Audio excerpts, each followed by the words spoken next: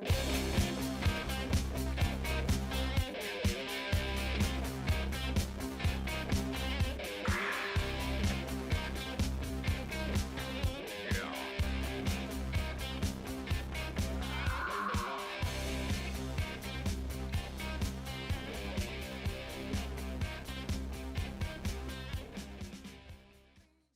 job right now is just to help the students, because right now we're in a Welding 1 class, and then I'm just helping Mr. Hurst, Mr. Hines do their work that they need to run the class, while also trying to help the students and progress them in welding and get them to be better welders. Going into welding, there's a lot of things you gotta expect, but going into welding, you gotta be able to have that drive, because welding is something that you constantly have to progress in. You're constantly trying to get better in something, whether it be TIG welding, MIG welding, stick welding, oxy-fuel welding.